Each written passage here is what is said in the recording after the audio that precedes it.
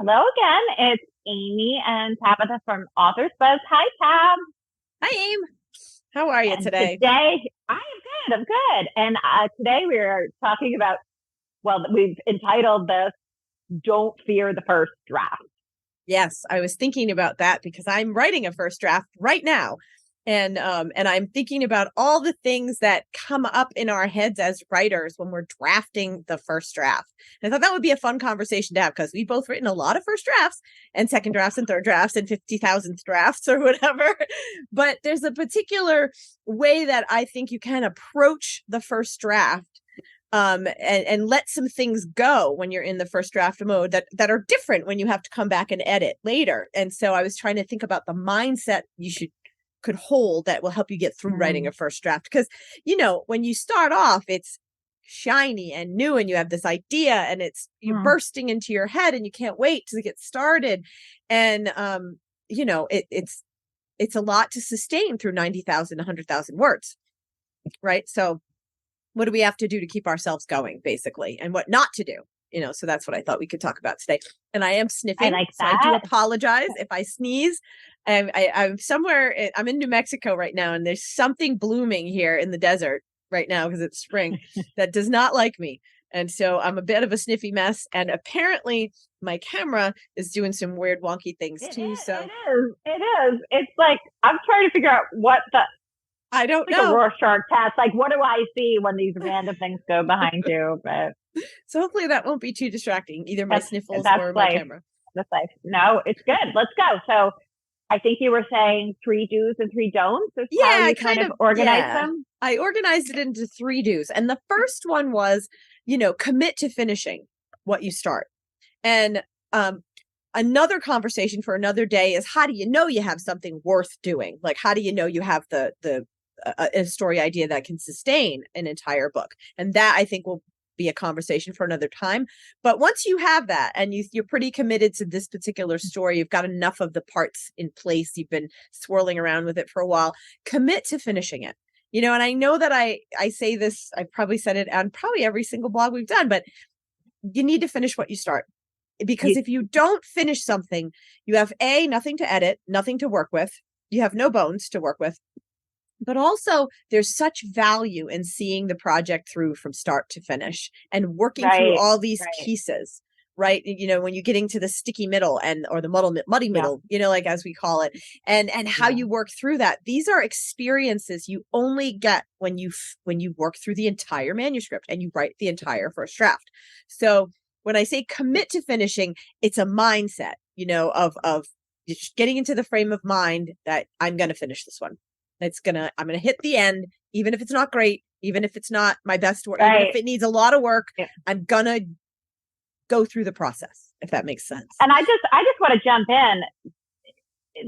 It's not, that is not meant to be a judgment call or any of that stuff. It is Nope. actually supportive of yourself to do that. It's not Yes. like, it's not coming from that. What you and I have discussed this a lot, that place of like, if you don't work hard and like do everything you're supposed to, you're like not a good person. And it's totally separate from that. It is that you and your story are worthy of the finishing. So Yes. so make sure. So even though we're saying this, spin it that way in your mind as Right. something loving and supportive you're doing for yourself.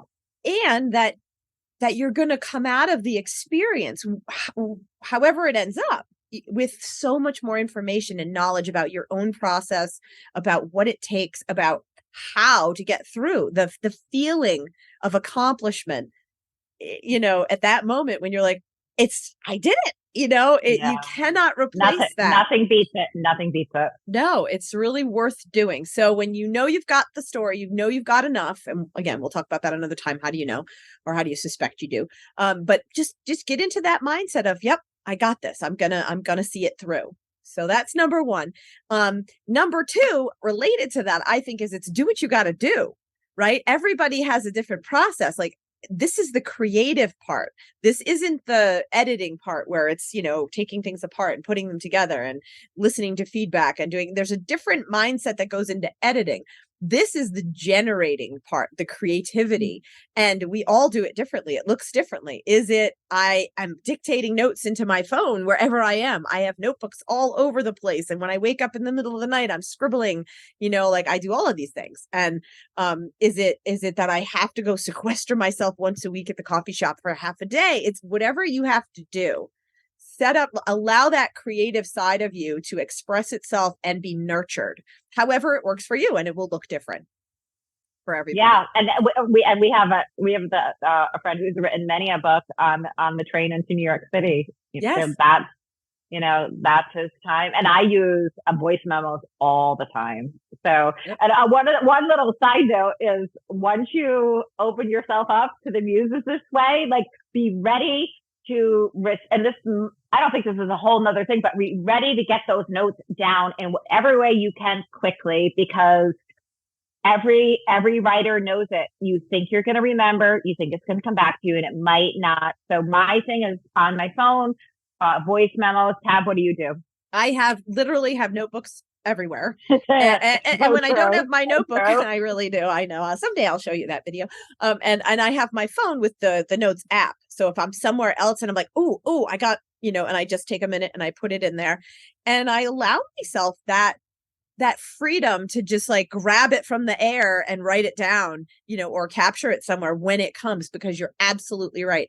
Sometimes you don't remember and you're like, oh my God, I had a great idea for this and it's gone. And it's never coming back. So, get it when it comes. And when you're in the creative process, that's when all the creative, I don't know about you, but when I'm in the middle of drafting, it's when I have the 10 more ideas for the next books I want to write, because your mind is working. And so if I think something is worthy that pops out during that process, and this speaks to both commit to finishing what you're doing and also this creativity that happens, this generative mindset, I will maybe take some notes on it.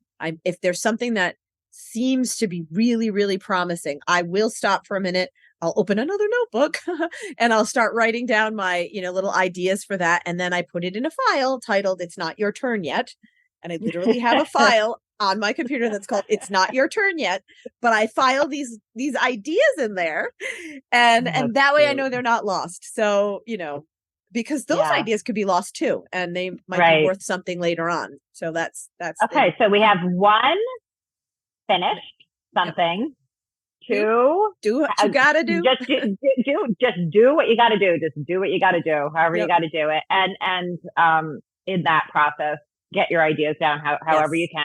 What's number 3? Number 3. Well, it's funny because right here is my cat. If you see something moving in the screen right now, so that's the funny Rorschach.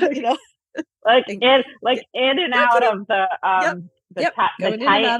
time, not time warp. One of those holes. The black hole. The wormhole. That you can the wormhole. But no, like they had it in Stargate. I guess like you could jump through and you go to another.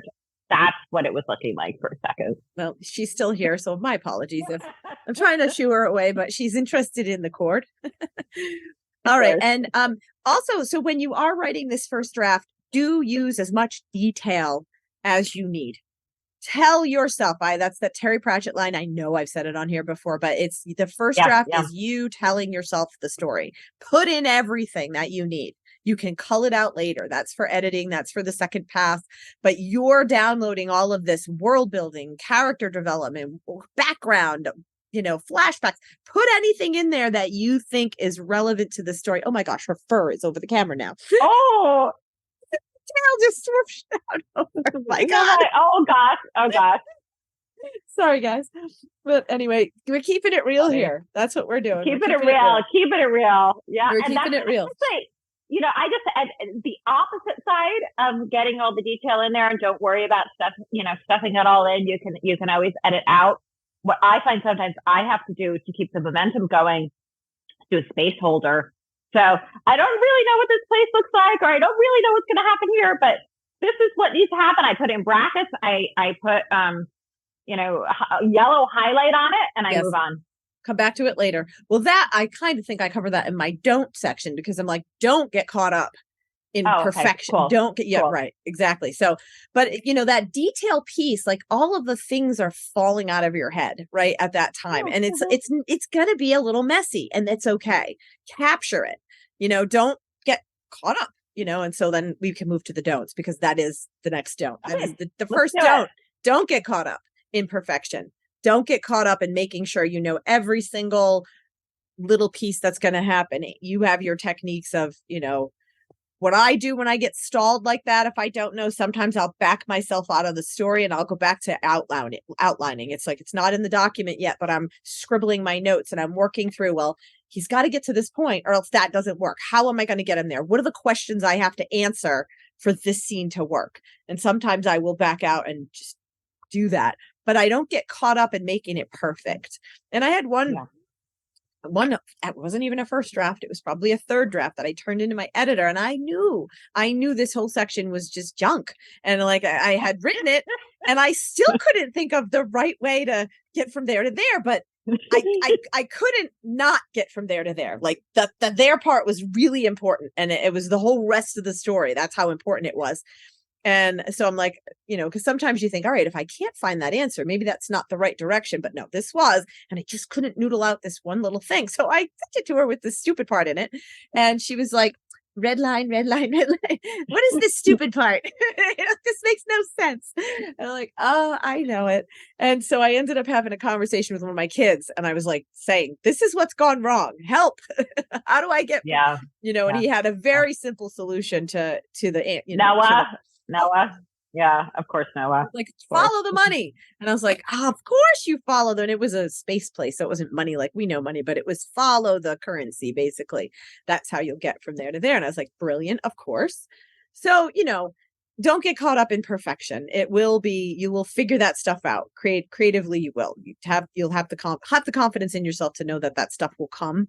Don't let it hang you up and get you off track too far.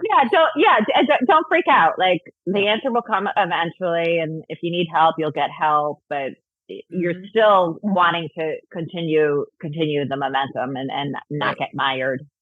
Don't get mired. That's exactly right. Yeah. The other thing I find really challenging for myself, if I'm drafting and I'm in that creative space, usually I'm also reading a lot. It's just something that for me, all the creative parts of my brain seem to be going together.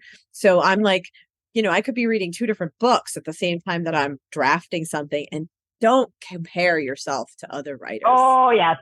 It's such a hard one because you're just like, wow. On the one hand, you look to how people that do it well to be inspired, right? And be like, oh, they solved that so well. I'm going to use that idea for, you know, like how they wrote themselves out of a corner, or wow, that intensity of emotion.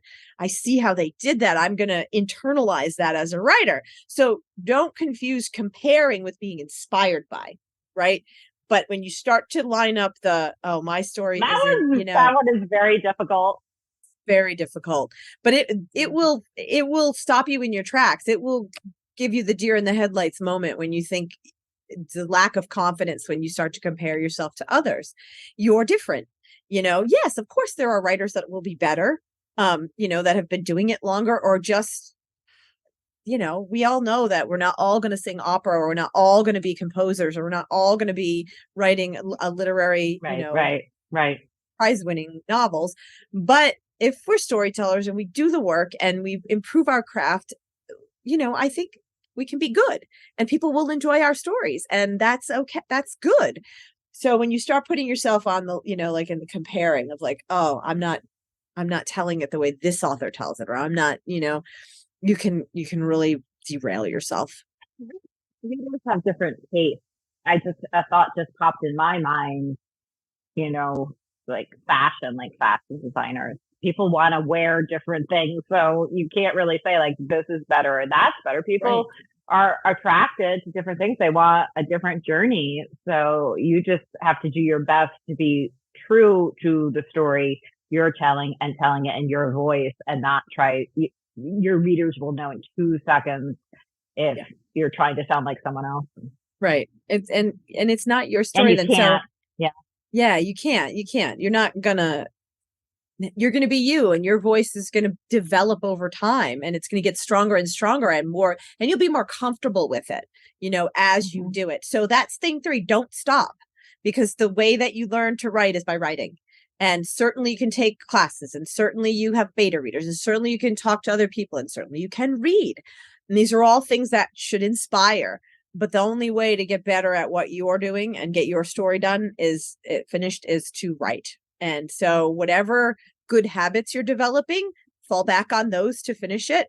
Whatever things you need to do for inspiration, do those things, and don't stop writing. And I would say, even if you abandon a project for some reason because it's just not coming together, don't let that stop you either. Maybe it wasn't the right one. And maybe in the next conversation, when we talk about, what are the pieces you need to have in place to know you've got something that has enough substance, maybe it didn't. And you just didn't know that going into it. And that's okay. Let's try again. Don't stop writing. Right. And chances are there's something there, but then you have to look at it and say, am I willing to recraft this whole thing? Or is it depends. I mean, it kind of depends how much work you have to do. And that also is a conversation for another day of, major rewrites and how to decide about those when, obviously if you're working with a publisher or something, you've got to do those, but when it's your choice. Yeah. I think that wraps it up for today. And I think so too. We do have upcoming, the muddle of the middle. We talked about that. So there is this, both of us, every writer experiences, you're kind of like in the middle of your story and you're like, oh God, like this may not be good. It's not going anywhere. And like that, you have the beginning and the end, like that's cool, that's good. But in the middle, like you have to have enough conflicts, but nothing can get solved. Otherwise the book is over.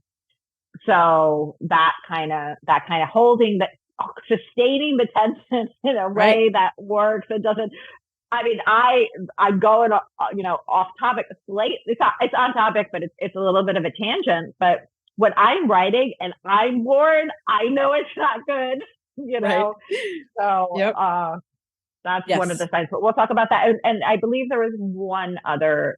Yeah, that conversation about when do you know you have enough? What parts do you have to, before you decide, like when you're looking at that blank page on your next project or your first project, how do you know it's worthy? And I think those will be fun conversations that we'll have soon. Yeah, absolutely. We will do those soon.